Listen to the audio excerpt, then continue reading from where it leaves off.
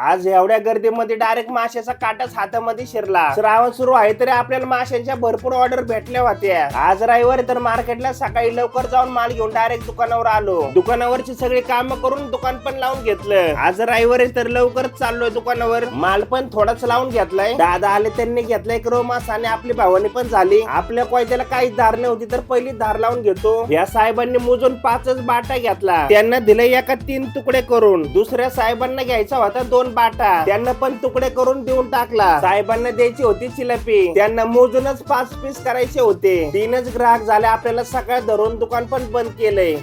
आवरून तर पटकन दुकानावर चाललोय. दुकानावर ग्राहक येऊन बसले ते. त्यांना दिला रव मासा. पटकन दुकान पण लावायला घेतलं. तेवढ्यात काकांनी घेतल्या चिलप्या. त्यांना दिले कालवण आणि फ्राय करण्यासाठी पीस करून. या 2 भैयांना दिला रव मासा. अण्णांनी दिलते 3.5 किलो कतल्याची ऑर्डर. रहू, सिलन, रूपचंद, जिलापी, लोळ्या एकच कतला राहिलाय. कोळंबी, इचरी, भाती एवढा माल होता आज आपल्या दुकानावर. तेवढ्यात ह्या 2 बहिणींनी दिली 4 किलो रवची ऑर्डर. आपल्या दुकानावर ग्राहक यायला पण सुरुवात झाली. इथंच माझ्या हातामध्ये काटा शिरला होता. काम थांबवून पण चालणार नव्हतं कारण माल विकायचा होता. शेवटी भेटले आपल्याला 4 किलो चिलाप्याची ऑर्डर. दुकान पण उरकायला घेतो. भेटू नवीन ब्लॉग मध्ये.